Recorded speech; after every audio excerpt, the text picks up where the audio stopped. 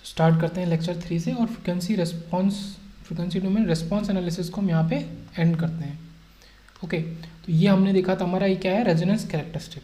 तो यहाँ पे हमने क्या देखा था, ये जो एम और फाई के जो फॉर्मूलेज थे पिछले लेक्चर के लास्ट में, तो हम यहाँ पे यू को 0 और इन्फिनिटी रखते हैं, उससे अलग अलग वैल्यूज़ आती हैं। तो हम यहाँ पे क्या देख रहे हैं कि जब हमने यू को 0 रखा है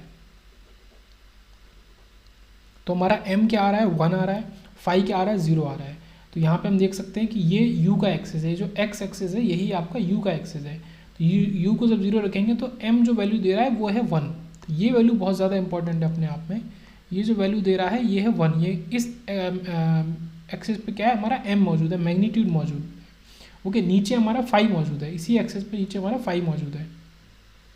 तो 1 से शुरू होके मैग्नीट्यूड का जो रिस्पॉन्स है वो 1 से शुरू होके और फिर इस तरीके से आगे हमारा चला जाएगा। तो ये तो चीज़ हो गई कि वो स्टार्ट कहाँ से होगा, 1 से, पर उसी तरीके से देखिए एंड कहाँ होगा, 0 पे होगा। तो जब u हमारा इन्फिनाइट होगा तो हमारा m जो होगा वो 0 पे एंड होगा। तो ये चीज़ इंपॉर्टेंट है। अब फाई को देखते हैं, फाई स्टार्ट होगा 0 से। तो देखो यही वो चीज़ है,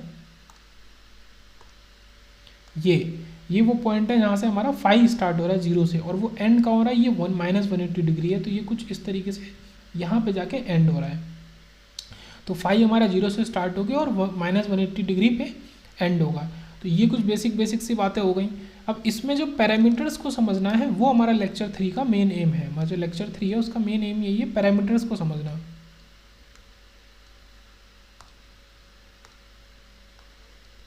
ओके, तो एक तो हमारा हो गया यू आर क्या है, हमारा रेजोनेंट फ्रिक्वेंसी। देखो ये है हमारा यू आर आ गया, resonant frequency of oscillation. Okay, अब यहाँ पे क्या है कि हम सारी चीज़ें यू के फॉर्म में देख रहे हैं, जबकि यू क्या है, ओमेगा एन अपॉन ओमेगा,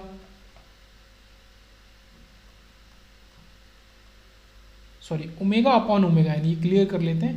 तो यू को हमने अज्यूम किया था ओमेगा अपॉन ओमेगा एन, और इसको याद कैसे रखेंगे, क्योंकि ओमेगा एन को हम न्यूमरेटर से उठा के नीचे डिनोमिनेटर में लाए थे, तो वो इसके ठीक है नीचे होगा। जैसे इस ओमेगा एन को उठा के लेके जाएंगे तो यहाँ पे जो प्रेजेंट होगा एस वाला, ये जो जे ओमेगा ओमेगा, तो ओमेगा के नीचे आ जाएगा। तो ये कुछ इस तरीके से हो जाएगा ओमेगा अपॉन ओमेगा एन।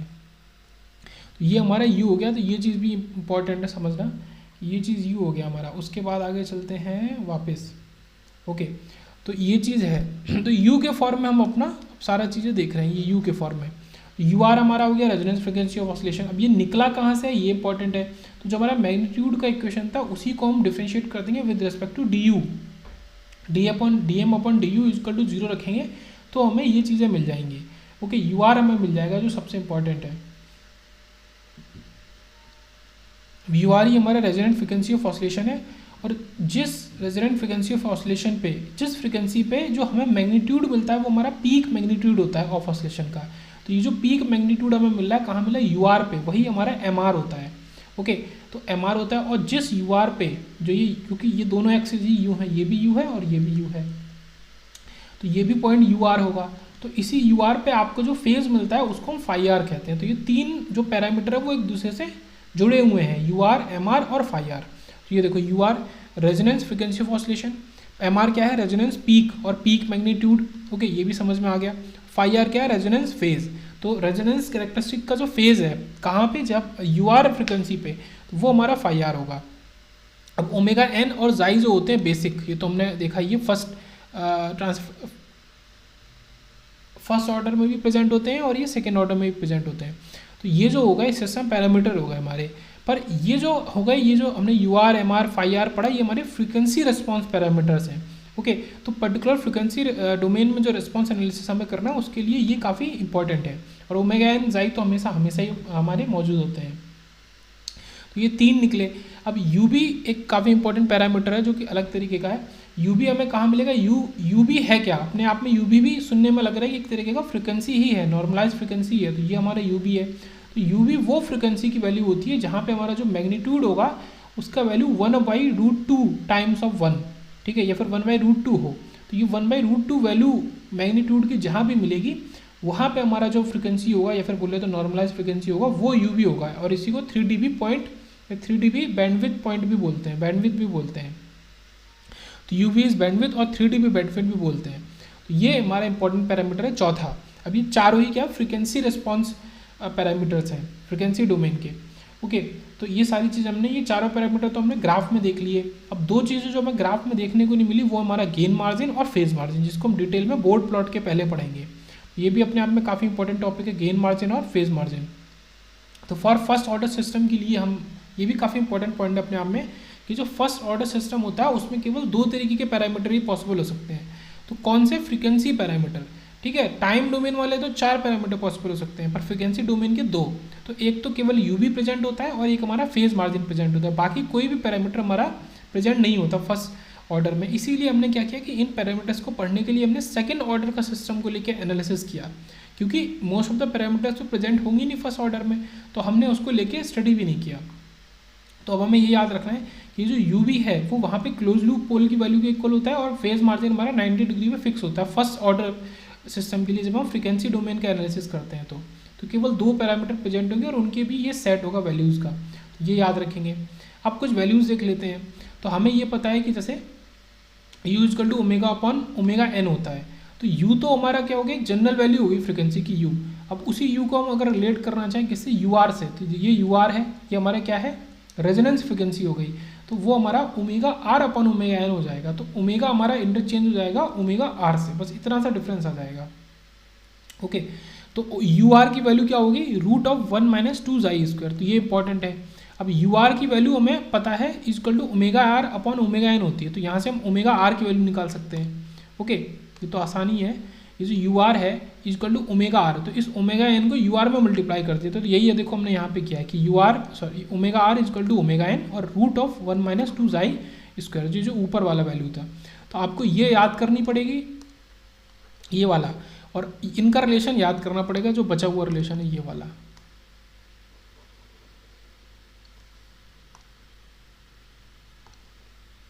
ये क्या है हमारा, ओमेगा आर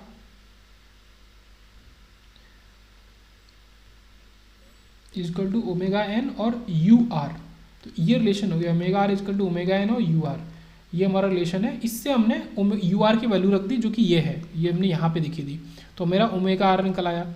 अब जाई क्रिटिकल जो होता है, जो इसी वजह से, क्योंकि यहाँ पे देखो 2 मौजूद है, जबकि टाइम डोमेन में यहाँ पे रूट 1 माइनस जाई स्क्वायर होता था केवल।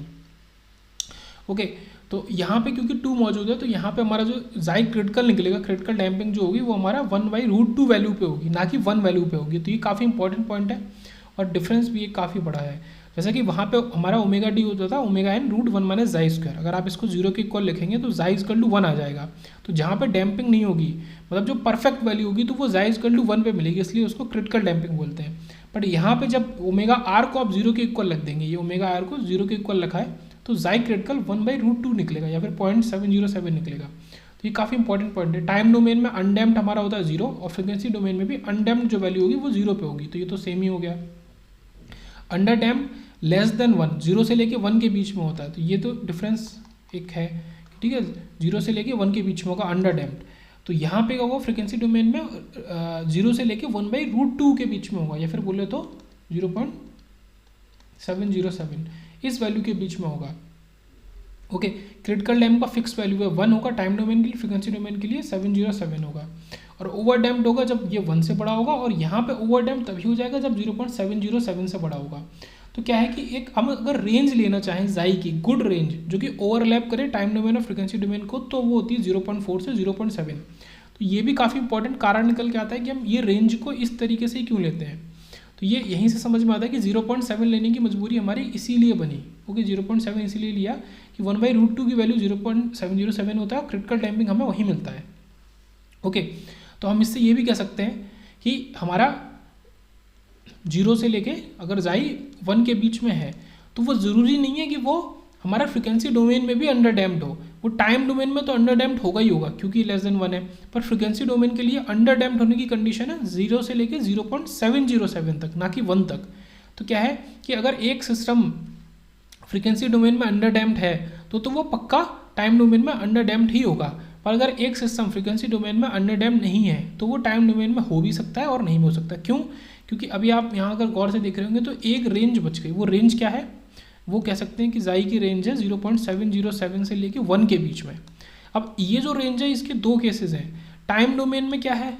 टाइम डोमेन में इस रेंज में आपका अंडर डैम्प्ड होगा, पर हमारा फ्रीक्वेंसी डोमेन में इस रेंज में वो हमारा क्या होगा? ओवर डैम्प्ड होगा। तो ये डिफरेंस है, ये काफ़ी इंपॉर्टेंट पॉइंट है कि इस रेंज के लिए 0.707 से लेके 1 के बीच में टाइम डोमेन में अंडर डैम्प्ड होगा और फ्रिक्वेंसी डोमेन में हमारा ओवर डैम्प्ड होगा। तो ओवर डैम्प्ड तो हमने पढ़ लिया, तो ये बेसिक सारी चीज़ें पढ़ ली। फिर वापस आते हैं, फाई की वैल्यू जो हमने देखी थी tan इनवर्स हमारा √1 - जाई स्क्वायर अपॉन जाई, तो ये भी हमने ऊपर ही पढ़ लिया था। फेज की जो वैल्यू हमने निकाली थी, एक फेज की वैल्यू थी और एक मैग्नीट्यूड की वैल्यू थी। अब हमने कुछ और फार्मूलेज देखते हैं, जैसे हमने यू आर तो ऊपर, ओमेगा आर तो ऊपर देखा ही था। अब हम और देखते हैं डिफरेंट फार्मूलेज, जैसे हमारा एम आर, तो एम आर इजकल टू 1 × ए। अब देखो ए क्या होता है, इनपुट एम्पलीट्यूड होता है, जैसे कि हमारा एमपी का फॉर्मूला होता था, उसी तरीके से वहाँ पे भी ए और बी मौजूद होते हैं और यहाँ पे भी ए और बी मौजूद होंगे। ए होगा इनपुट का एम्पलीट्यूड जो हमें लेना ही पड़ेगा, और बी यहाँ पे एक और टर्म है बी क्या होता है, सिस्टम का क्लोज लूप डीसी गेन। ये काफ़ी इंपॉर्टेंट पॉइंट अपने आप में, क्लोज लूप डीसी गेन को भी इंक्लूड करना पड़ेगा जब हम एम आर या फिर एमपी की वैल्यू को निकालेंगे। तो 1 × ए × बी अपॉन 2 जाई √1 - हमारा जाई स्क्वायर। तो ये फॉर्मूला इंपॉर्टेंट है याद रखने के लिए। और एम आर जो होता है वो स्टेबिलिटी के इन्वर्सली प्रोपोर्शनल होता है। हम अभी जितने भी पैरामीटर्स है फ्रीक्वेंसी रिस्पांस के पैरामीटर्स, सबका एक लगभग स्टेबिलिटी से रिलेशन देखेंगे, कौन डायरेक्टली प्रोपोर्शनल है, कौन इन्वर्सली प्रोपोर्शनल है। तो ये एम आर हमें याद करके रखना है।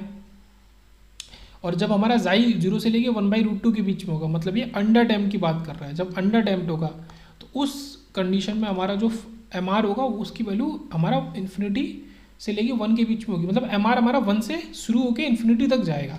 ओके, तो इतना वैल्यू हमारा हो सकता है जब हमारा अंडर डैम्प्ड की हम बात कर रहे हैं। तो उसके बाद फाई आर देखते हैं, phi R is -tan inverse √1 - 2 xi square upon जाई। देखो ये फाई था टाइम डोमेन का, tan इनवर्स √1 - जाई स्क्वायर अपॉन जाई हमने टाइम डोमेन में पढ़ा था। फाई आर हम देख रहे हैं रेस्पॉन्स कैरेक्टरिस्टिक से, ओके, जो हमने निकाला है फाई आर।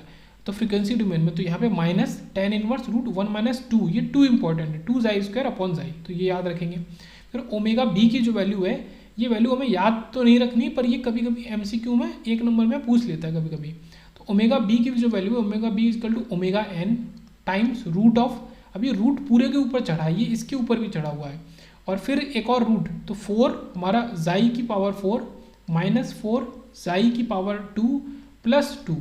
अब ये रूट खत्म हो गया, अब ये ऊपर वाला रूट अभी भी है, प्लस इसमें प्लस कर देंगे √1 - 2 जाई का होल स्क्वायर। ये जो पूरा वैल्यू है ओमेगा बी का, तो ये हमारा एमसीक्यू में पूछ लिया था, बाकी सॉल्व करने के लिए इसकी ज़रूरत नहीं है। और इसको हम अगर थोड़ा सा अप्रॉक्स भी माने तो ओमेगा बी इजकल टू हमारा क्या लिख सकते हैं, ओमेगा एन टाइम्स 1.85 और -1.2 और जाई। तो जाई का रिलेशन है, ठीक है, जाई अभी भी मौजूद है, जाई पहले भी मौजूद था, पर अब छोटा रिलेशन हो गया। तो ओमेगा बी इक्वल टू या प्रोपोर्शनल टू ओमेगा एन 1.85 - 1.2 जाई। तो ये मेरा ओमेगा बी का वैल्यू आ गया। अब गेन मार्जिन और फेज मार्जिन का अभी केवल इतना पढ़ना है कि दोनों ही स्टेबिलिटी के डायरेक्टली प्रोपोर्शनल होते हैं। अगर गेन मार्जिन या फेज मार्जिन बड़ा है तो स्टेबिलिटी ज़्यादा है, क्योंकि जितना बड़ा मार्जिन उतना ज़्यादा स्टेबिलिटी। बाकी हमारा ओमेगा बी जो है वो स्पीड के डायरेक्टली प्रोपोर्शनल होता है। ओके, तो स्पीड का हम यहाँ पे किसी भी कंट्रोल सिस्टम की स्पीड के बारे में बता सकते हैं फ्रिक्वेंसी रेस्पॉन्स पैरामीटर को देख के। बाकी ओमेगा बी जो है वो नॉइज़ के भी प्रोपोर्शनल होता है। तो अब सबसे पहली बार हमें नॉइज़ के रिगार्डिंग कोई भी पैरामीटर पढ़ने को मिला पूरे अभी तक के कंट्रोल सिस्टम में। तो कोई भी पैरामीटर टाइम डोमेन में हमें नॉइज़ के बारे में नहीं बताता, लेकिन फ्रीक्वेंसी डोमेन में ओमेगा बी ऐसा पैरामीटर है जो हमें नॉइज़ के बारे में भी बताता है। तो ये काफ़ी इंपॉर्टेंट पॉइंट हो गया। अब थोड़ा सा समराइज कर लेते हैं, ठीक है। रिवाइज क्या, ओनली यूबी और पीएम जो है फेज मार्जिन और यूबी, यही हमारे फर्स्ट ऑर्डर के, ठीक है, सिस्टम के लिए हमारे प्रेजेंट होते हैं। तो ये एक इंपॉर्टेंट पॉइंट हो गया। और ठीक है, अब थोड़ा थ्योरी रिवाइज कर लेते हैं, उसके बाद इन ग्राफ्स के ऊपर आएंगे।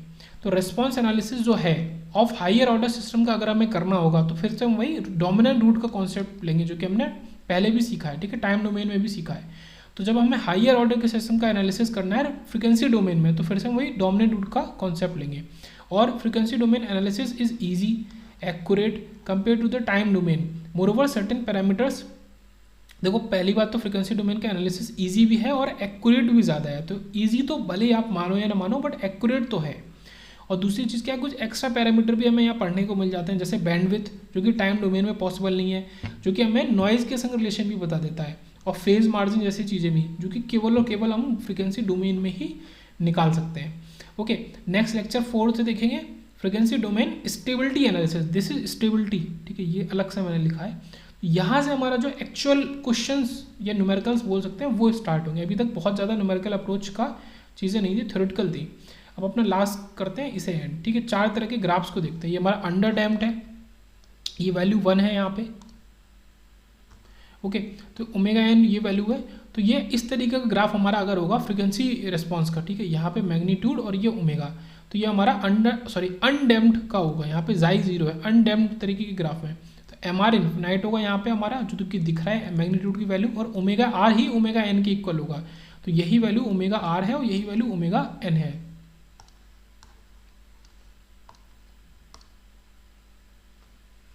उसके बाद सेकंड देखते हैं, ये हमारा जाई हमारा 0 से लेके 1/√2 के बीच में अगर है, तो मतलब अंडर डैम्प्ड सिस्टम है फ्रीक्वेंसी रिस्पॉन्स के हिसाब से। तो यहाँ पे हमारा जो एम आर की वैल्यू होगी वो 1 से लेके इन्फिनिटी तक होगी। तो ये देखो, ये 1 से लेके शुरू होके और ये ऐसे जाके हमारा इन्फिनिटी को अप्रोच करेगा। और ओमेगा आर की जो वैल्यू है वो हमें यहाँ दिख भी रहा है, 0 से लेके ओमेगा एन के बीच में होगी पूरी। तो इस तरीके का ग्राफ जो कि 0 से शुरू तो नहीं हो रहा, पर वो जा रहा है 0 पे ही, अप्रोच कर रहा है आखिरी में 0 को, ये हमारा अंडर डैम्प्ड फ्रीक्वेंसी रिस्पॉन्स का ग्राफ होगा। उसके बाद जाई इक्वल टू 1/√2 एग्जैक्ट जो हमारा क्रिटिकल डैम्प्ड कंडीशन होगी, तो उसका ग्राफ कुछ इस तरीके से होगा जो आपको ये दिख रहा है। तो 1 से शुरू होगा बट सीधे से वो नीचे ही जाएगा, कभी भी ऊपर नहीं उठेगा। तो ये हमारा इस तरीके से हो गया 1/√2 टाइम्स ऑफ 1। एक वैल्यू ये होगी 1/√2 टाइम्स ऑफ 1 होगी, एक इसकी वैल्यू 1 से नीचे। तो उसी वैल्यू पे जो हमें मैग्नीट्यूड मिलेगा, या फिर बोले तो ओमेगा बी जो हमारा फ्रीक्वेंसी होगा, उस फ्रीक्वेंसी पे जो मैग्नीट्यूड मिलेगा वो 1/√2 होगा। ये क्रिटिकल डैम्प्ड वाली वैल्यू होगी मैग्नीट्यूड की हमारे, ओके। तो ये चीज़ यहाँ पे इंपॉर्टेंट थी कि जहाँ पे 1/√2 टाइम्स 1 मिलेगा तो वो फ्रीक्वेंसी ओमेगा बी होगी। और इसी तरीके से ओवर डैम्प्ड हो गया।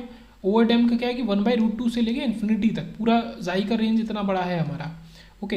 तो यहाँ पे भी 1/√2 टाइम्स 1 हमारा मौजूद होगा। तो यहाँ पे भी सेम चीज़ ओमेगा भी मौजूद होगा, बट एक डिफरेंस है कि ओमेगा बी की जो वैल्यू होगी हमारी ओवर डैम्प्ड की, वो छोटी होगी। देखो ये जो डिस्टेंस है, ये डिस्टेंस लेस है अगर आप इससे देखो, और वो देखने में भी पता चलता है। तो यहाँ पे एक और रिलेशन निकल के आता है कि जो ओमेगा बी होता है वो हमारा क्रिटिकल डैम्प्ड का सबसे बड़ा होता है, अंडर डैम्प्ड का उनके बीच में आता है, थोड़ा छोटा होता है, और हमारा जो ओमेगा बी ओवर डैम्प्ड का है वो सबसे छोटा होता है, ठीक है। ओवर डैम्प्ड का ओमेगा बी जो होगा वो सबसे छोटा होगा।